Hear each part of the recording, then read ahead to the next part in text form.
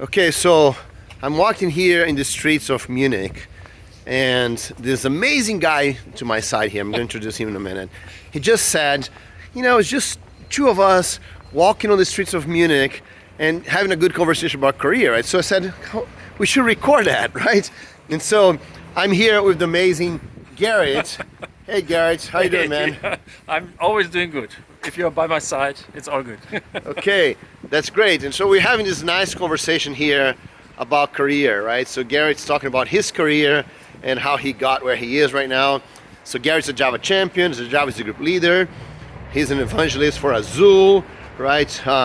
He is, lots of things, man. He's doing lots of things, right?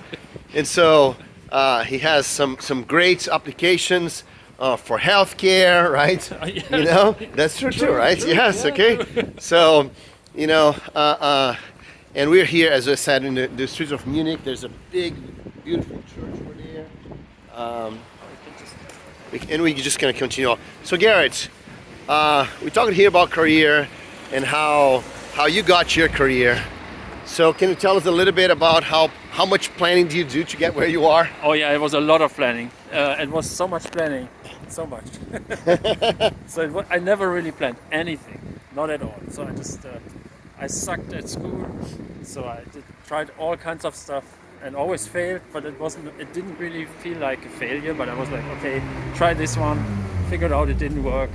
I wasn't really happy, so I just changed direction, do something else, and until I found something that I really liked, which was physics. And it's not easy, right? So it's not an easy way to change direction, especially with my parents. It was always hard to justify, no, I can't do it, it's the wrong way, I have to do something else. And they said, oh my God, again. Well, but I stick to my ideas so that I have to be happy when I'm working. And I always wanted to work with computers, and now when I see myself, I'm working only with computers and programming, and I love it. I love the whole community thing and working with people like Bruno. It's just great. It's awesome. But like I said, I never really planned anything. You have to listen to yourself somehow. So if you have the impression something's not right, change it. Only you can change it, right? Nobody else can do that. And I think that's my advice that I can Right. give you. So how about it's kind of cold here today. So how about we stop right here in the sun, It's nice. right? So it's a nice place here, so we can talk a little bit more. So Gerrit, that's awesome, man. And we're talking about with Ivan from the Munich Java group, and we're discussing about how important it is community building. Oh, yeah. And you did that, right? So you built a Java group in München, here in Germany. Was that important for you? This is probably one of the biggest steps that I did, creating or founding the Java user group. And without the Java user group, I wouldn't be where I am today. And the only reason was I would like to meet people that share the same enthusiasm for Java. And that was the reason. So I founded this group with one other guy, and then we met for 2.5 years, just the two of us, every second week, just because we would like to talk about Java, and we thought about how can we grow this thing. And then we finally made it. This is now 17 years ago, I think, and it's still going. But it needs some, how to say that? So it doesn't come on its own. So you have to invest, right? So this is the thing. I loved to do that. Still love to do it because it's like you said. We met Ivan here from the Java user group in Munich.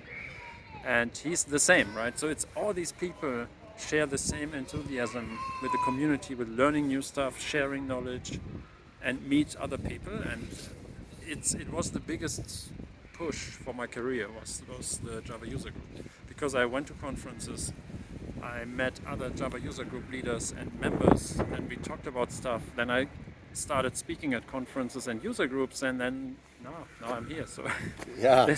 without the Java user group, it would never happen. So that's for sure. That's cool. And so one thing that you did is that you're talking about sharing and that was important even inside your company, right? Mm-hmm. So it helped you grow inside your company because you start sharing, right? Can you talk a little bit about that? Well, yeah. If you in the company that you found people that do the stuff just to be how to say that in English. So it's they make themselves very important for the company, don't share anything, and then they have the impression, oh, I'm so important, they can't really let me go. But for me, this is not really the way it should be, right? So if you start sharing with others, sharing is caring, right? If I talk to my colleagues, share stuff with them, they share with me, you create code, you give it to them, you help them. So in after all, it's like you grow as a group and not as a person. And then this group will carry on, right? So they will carry on your career in the end. And this won't happen if you only work for yourself. You have to work with others. I mean, this is how it should be. But it's not always. I have to agree. It's many people don't really share this thinking, this kind of thinking.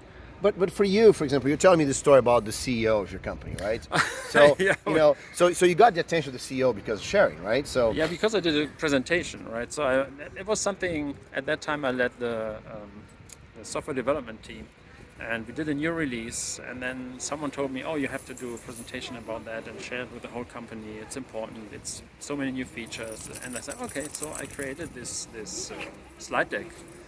And that was the first presentation I ever did. So I did that in front of the whole company, mainly the management people, showed them the stuff. And then afterwards, the CEO came to me and said, man, this was really the greatest presentation I ever saw. So how did you do it? And how long did it take? And I was like, I don't know. It didn't really took long to create that, but I really loved it. So really I was passionate about this, sharing the stuff that we did with the team, with the management, right? So and I was enthusiastic about all the features, and somehow I seemed to transfer that stuff to the people, because he was like, oh, this was so cool.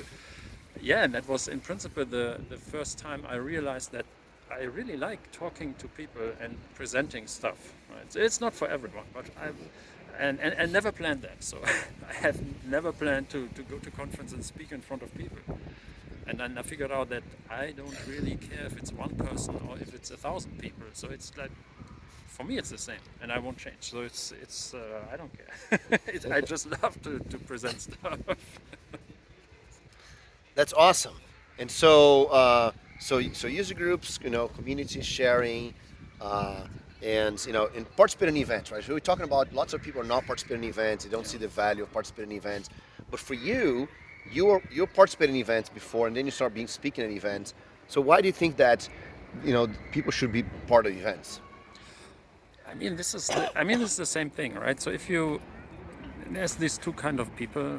When we talked about it with Ivan, right? We have 12 million or billion Java developers out there. Million, right? Not Million. billion. Okay, million. Well, you never know. So, okay, we have millions of Java developers, right? Right. But then you go to the conference and you see maybe 1,000, maybe 3,000. Compared to the sheer number of developers, this is not a lot. And I think this is these two kind of personalities. So the one people is this 9 to 5. I go to my work, I do my job, I go home, and then leave me alone. And then we have these people that we call them the pathfinders. So that's the people that in the company, they try to really understand the technology, learn something new, share their knowledge, get new knowledge, and they go to conferences, they read magazines, they try to participate, right?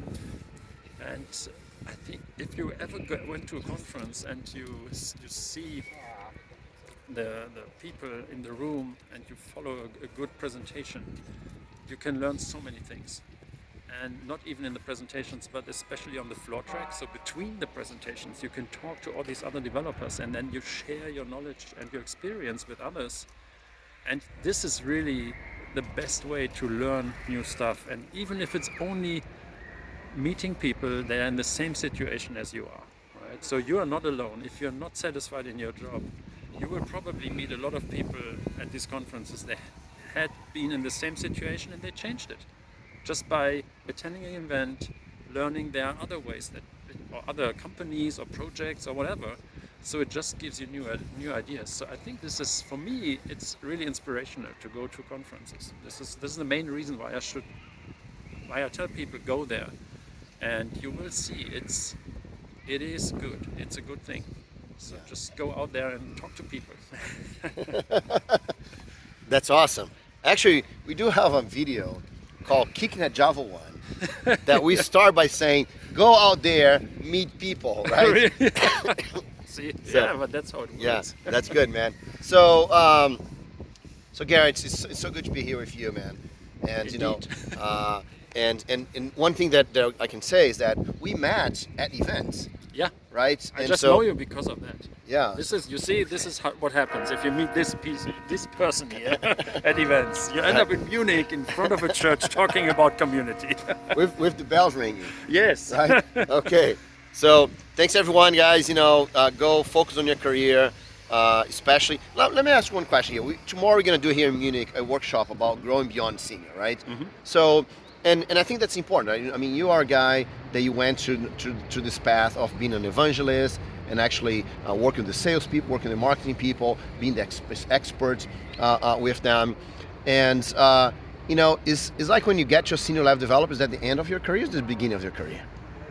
I think there is no beginning and no end. For me, this is a never-ending path, right? And you know what? I have no idea what will be my next thing, right? So there's this great speech from what was the Apple boss?